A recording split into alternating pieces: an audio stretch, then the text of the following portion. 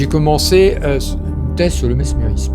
Et la thèse, elle a duré 18 ans en fait. C'est un courant de pratique et de spéculation qui est né sous l'influence d'un médecin autrichien qui était venu tenter sa chance à Paris avant la Révolution française, qui s'appelait Franz Anton Mesmer, ce qu'il appelait le magnétisme animal encore.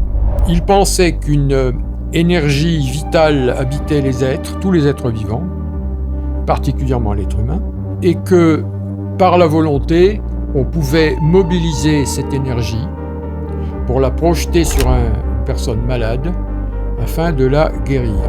Il était riche, il a loué un hôtel particulier Place Vendôme et il a commencé son traitement.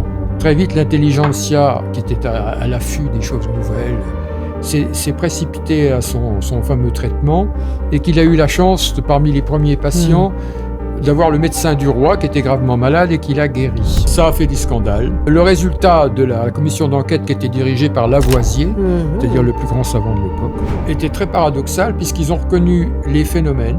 Il y avait bien les guérisons, mais qu'on ne pouvait pas objectiver le fluide. Il en a découlé une vaste querelle. Il y a ceux qui disaient que le fluide était réel, d'autres qui disaient que le fluide était illusion. Sauf que ceux qui disaient que le fluide était illusion avaient un problème, c'est qu'il fallait qu'ils expliquent les guérisons.